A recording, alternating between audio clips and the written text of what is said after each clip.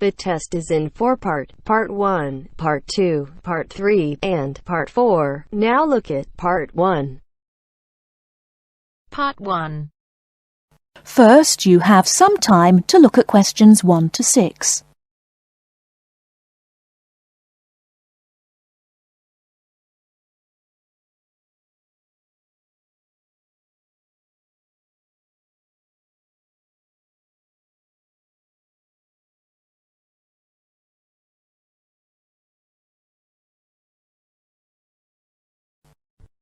Listen carefully and answer questions 1 to 6. Good morning, Santon Sports Club. Oh, hello. I spoke to one of your colleagues last week about becoming a member of your club, and I'd like to go ahead and join. If I can do it over the phone. Absolutely. I'll start by taking a few details, if I may. Of course. What's your name? It's Alex Coos. Can you spell your surname? It's C-O-O-Z-E. Lovely, I've got that. And are you a student or in employment? Employed. Thank you. And can I ask, what's your job? I'm a doctor. Right, thanks. Now, we don't need to get your full address at this stage, but could I just take your postcode? If I can remember it. I've only just moved. Oh, yes, it's GT1. Right. And then 2BN. Is that VN? No, BN. Sorry. Now, one last question in this section. Can I just ask how you heard about us? Was it from a friend? Actually, I read about the club in a newspaper. That's fine. Thank you very much.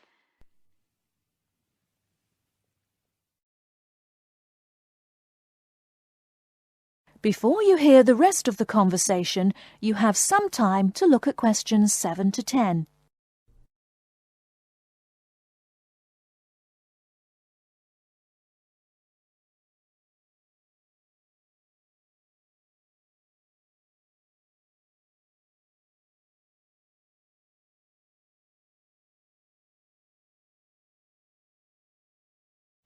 Now listen and answer questions 7 to 10. Now, we do offer different types of membership according to which facilities you want to use and when. Yes, I gathered that, but my schedule's a bit problematic. I mainly want to use the gym, and that'll be after about 7 p.m. when I finish work. Fine, right. And will you be interested in swimming? I understand you have both an indoor and an outdoor pool? That's right. I'm not a fan of swimming, actually, and certainly don't want to be there when it gets very packed in the evenings. I think I'd only want to use the outdoor one and during the day, when I can get a bit of sunbathing in. And when the children are at school, of course, so it's a bit quieter. A lot of our clients prefer that. I can imagine. And I might occasionally want to have a game of badminton. You know, and I suppose I'd like to book courts on Saturdays and Sundays when I can organise a game with friends. Right. And would you be wanting to use our other club facilities, such as the sauna, steam room or tanning bed? They're open all day until 9 p.m. Well, I think I'd only want to use the steam room, and probably after I've been doing heavy exercise. So, shall I put that down as evenings? Sorry, no, I'd probably only use it on Saturdays, and the occasional Sunday, you know, when I have more time to relax.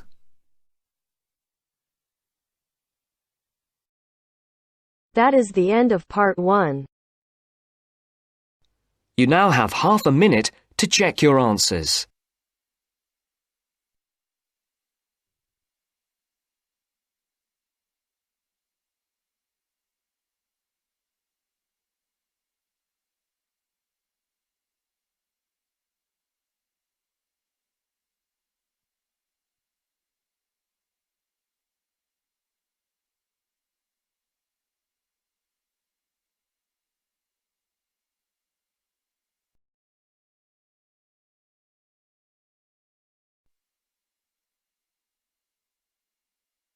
Now turns to Part 2. Part 2. You will hear a discussion between two psychology students and their tutor. First, look at questions 11 to 14.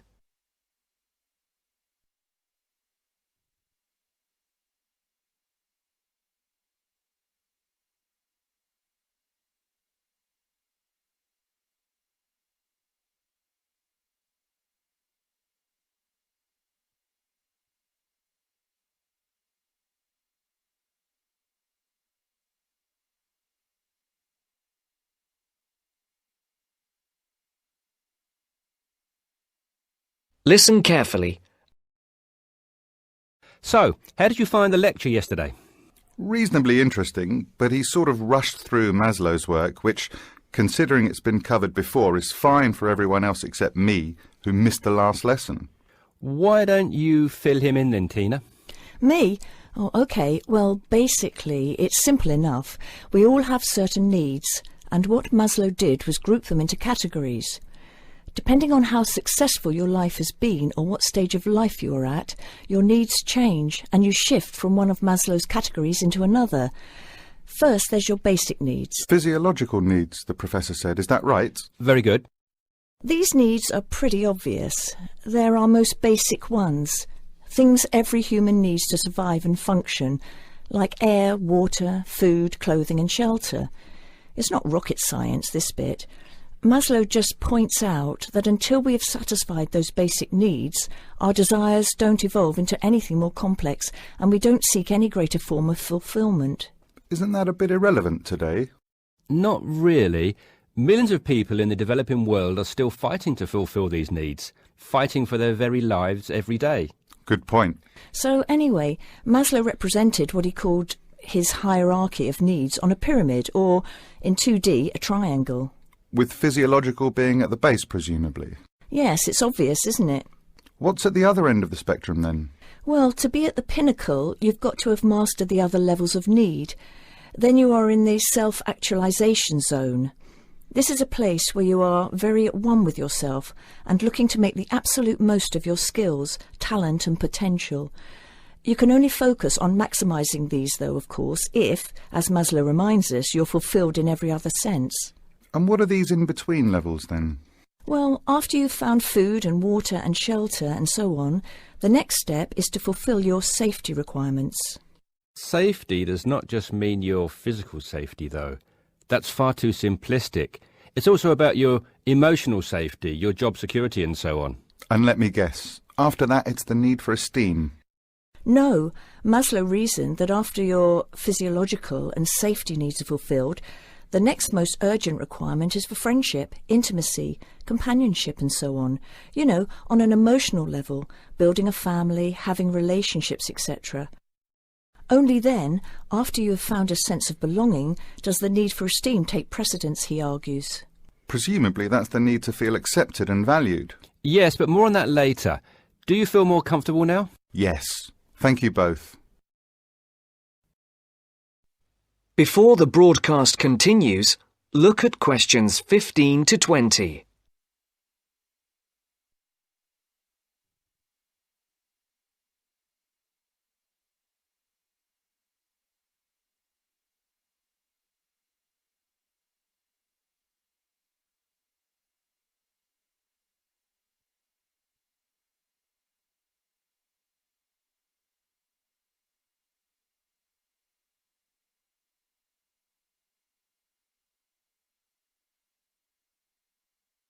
You will now listen to the second part of the talk. OK, now that you are both familiar with Maslow's hierarchy of needs, let's look at a few cases in point. Case 1. Crime boss in the slums of Mumbai. What do you think? Surely very low. Physiological, I'd have said. But he has food and shelter. A shed is hardly shelter. And how is living from hand to mouth every day adequate from a nutritional perspective? Oh, of course. You're right if you look at it objectively. But remember that human psychology is far more complicated than that. When quizzed, this person surprised researchers. First of all, he regarded his shed as adequate shelter and was completely content there. Secondly, he generally felt satisfied with his level of food intake. Thirdly, being the crime boss of the slums, he felt very safe, arguing that no one would ever touch him. He had no self-esteem issues either, since he had the respect of his fellow slum dwellers. It may have been fear, but he perceived it as respect. That is all that matters, and was quite content with who he was. I see. So it's not just about the reality of your situation, but also how you perceive that reality. Exactly. Most people would be very low on the hierarchy in his position, feeling like they wanted and needed much more. He did not. Now, what about case 2? A multi-millionaire rock star. Well, you'd naturally assume he's fulfilled his physiological and safety needs, but when you read on through his profile, look here, he's plagued by paranoia and thinks someone is trying to kill him. On that basis, given his state of mind, he must believe that his safety is compromised, so safety must be his primary concern. Very good. And look here at case 3, a property magnate. Having suffered badly during the recession, his portfolio of properties is in danger of being repossessed. In fact, look, he's in danger of losing everything and being left without even enough to support himself. Wow, so I guess he's gone from very high up right down to the bottom. Exactly. Even his basic needs are no longer secure. An excellent example of how there can be movement both ways on the pyramid. Case 4, a housewife. She must have some esteem issues, surely. Read on. She is quite content and well respected and loved by her friends and family. What's more, being a housewife is all she ever wanted to do, and she has excelled at the task. Therefore, forget esteem. This lady has maximised her potential in her eyes. She's right at the top. And case 5? A very sad case. It is what it is. There are always innocent victims of war, and he was left with nothing, not even a home over his head. Every day is a struggle to survive. How sad. And last but not least, case 6, another rock star, though a different story. He says the only thing he craves is friendship. He has everything, but is awfully lonely. I think it's obvious where he is on Maslow's hierarchy. Indeed. That is the end of part 2. You now have half a minute to check your answers.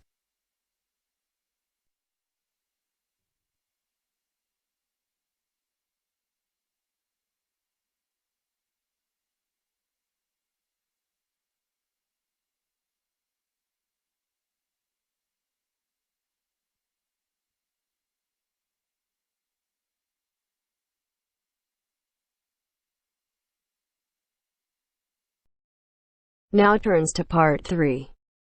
Part 3. You will hear two students, Jenna and Marco, discussing a business studies project they have to do. You now have 15 seconds to read questions 21 to 24.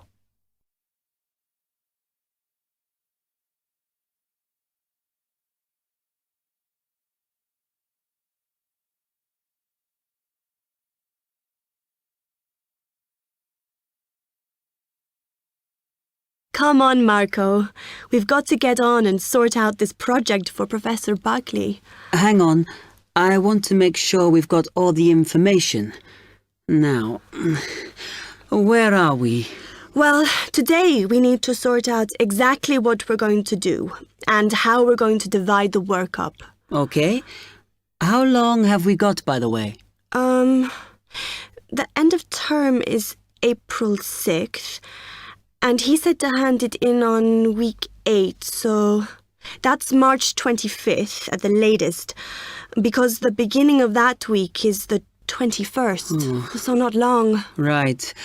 Have you got the notes there? Yes. He wants us to do a fairly small-scale study, like the last one, on whether or not businesses were offering more benefits to staff. And we've now got to look at the rise in older workers. It should be fairly straightforward. Yeah, as long as we keep it small. Who's marking it? I don't know. Sometimes he gets the PhD students to mark it for him. Oh, actually, it just says here, a senior lecturer. I suppose it's too much for Professor Barclay to do them all. Yeah.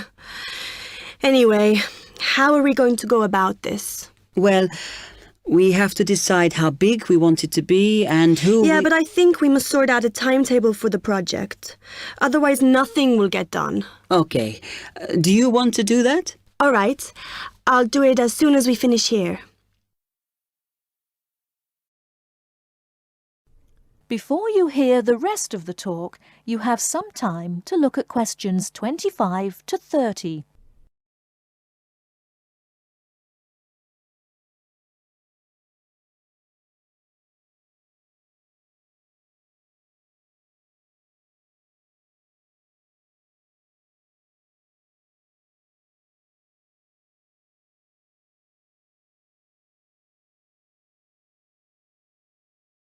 Now listen and answer questions 25 to 30. Okay. What do we have to do now for the project? What's the best way to go about it? Well, Professor Carter suggested we set up a focus group to get some in-depth interviews, but I think that'll take a lot of time. Yeah, I agree. If we did a focus group, we'd have to spend time deciding who to include in it, and it's not necessary to do one anyway. Oh, fine. And if you agree, I think we should get in touch with the businesses on the list Professor Carter gave us and ask them if they're prepared to participate. Sounds good. Then we can go there, give them questionnaires and collect them later. Exactly. Okay. Then do we need to book one of those study rooms in the library so we can work together to input the data? Perhaps not, as I guess just one of us could just sort it out actually. Yes, that would be easier. A lot of what we're doing is qualitative, so it'll be writing up rather than statistics. No software for that, I'm afraid.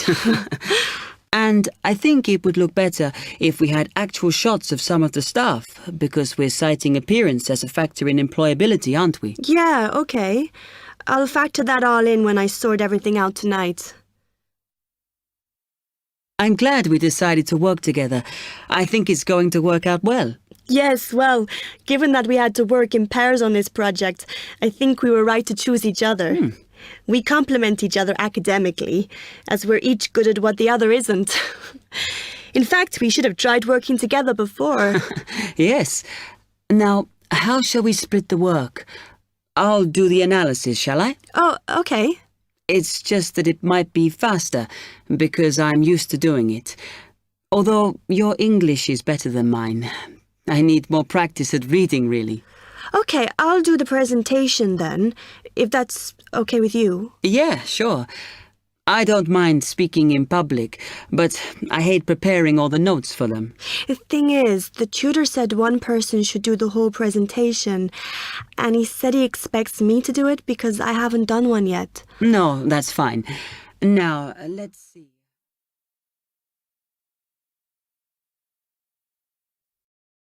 That is the end of part 3. You now have half a minute to check your answers.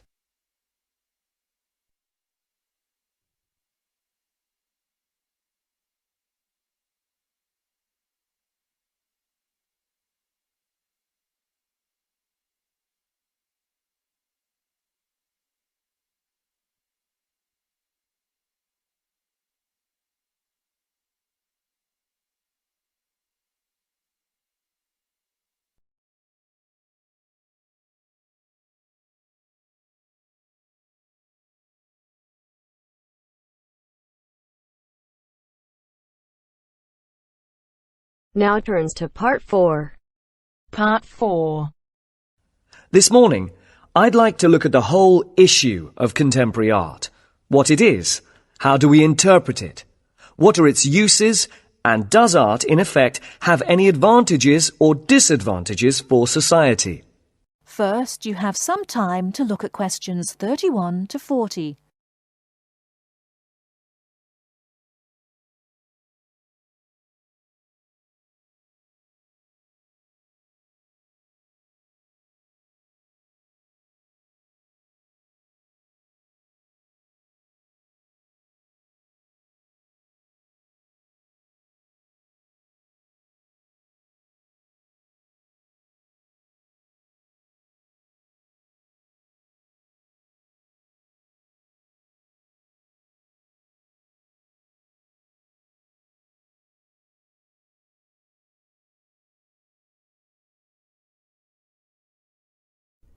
Now listen carefully and answer questions 31 to 40. Welcome to this series of lectures on interpreting contemporary art. This morning, I'd like to look at the whole issue of contemporary art, what it is, how do we interpret it, what are its uses, and does art, in effect, have any advantages or disadvantages for society? I think at this point it's important for me to clarify that I am looking at art from two main perspectives. Firstly, art as something made by and appreciated by individuals, and secondly, art's relationship with society, as it is society that supports, protects, and encourages art. And I'm hoping that this lecture will act as a springboard for you to revisit your own artistic experiences and question your own ideas of what contemporary art means. Throughout this series of lectures, I'll be looking at various examples of art to illustrate my points. However, if at any point I show you an example which is unfamiliar, then please tell me, as it is imperative that you be able to use your past experiences so that you can check to see if your ideas agree with mine. So if you have not seen a particular work of art before, then this will not work. And let me remind you now that at the end of these lectures you will be given a written assignment which will consist of a 2,500-word critical essay. This is not an art review, but an analysis of what you think this kind of art means. Okay, so what is contemporary art? Well, my view is that contemporary art reflects a particular time in history. In terms of Western civilization, this is the period that became known as the Renaissance, which began roughly in 1450. But this becomes confusing as the modern era is also considered to be from 1789, from the time of the French Revolution. Added to this are modern ideas and modern art that developed from 1890. This period has also been called the turn of the century. To try and somehow bring all these periods together, I shall define contemporary art as any art created from 1920 up until the present day. Turning now to the question of whether or not art is useful for society. Well, when we look back at the history of the West, we can see that there has been a tradition, especially in Western Europe, of art that was official. This meant that the government sponsored or subsidized the art. It could be said, therefore, that art has a cultural use, in that it can represent both the culture and history of a country. And let's remember what I said earlier, that this is both the history and culture of a particular time. Now, the disadvantage of this kind of official art is that it tends to be academic. And by that, I mean it is art that requires the person looking at it to be educated in art, at least to some extent. So it seems to me that this restricts this type of art to a particular social group. And whether you agree with this concept or not will depend on if you believe that art should be accessible to everyone. Of course, with the rapid developments in technology and advertising, the television, computer, and various forms of digital media, art has changed. And although there will always be a need for art to be subsidized by governments, we see today art forms that are surviving on individual subsidy. Sometimes this is through the support of wealthy patrons, such as businessmen or famous people. But it also operates on a more simple level. I refer here to the art that is done on walls and in streets, sometimes called amateur art. But it is the art of graffiti, and it is now accepted as an art form in itself. So here we come to what I see as another advantage for society, in that art is a means by which people can express their ideas, their feelings. Of course, in the case of graffiti, there is much debate as to whether the advantages outweigh the more negative side, which is when graffiti artists paint on public buildings. This creates unnecessary expense and also damages these buildings, which are meant for public use. We will be looking at some examples of this later on. Now, many critics of contemporary art have pointed to art that is often violent and even obscene. But I would like to suggest that such art is not meant to only shock us. It also has the element of exposure, so it can teach us about the violence in society. This then brings us to another advantage of art. It can raise awareness, help us see things in a different light. The disadvantage of this is that art can be dangerous. What I'm saying here is that if we accept that contemporary art has the power to influence our feelings and attitudes, then we have to accept that art can evoke negative feelings like anger as much as it can give us feelings of hope and peace. But art is, after all, about us, so it can be about our beliefs and our behaviour. And as human beings, we possess both positive and negative traits. I'd like to show you some slides now to illustrate what I've been talking about.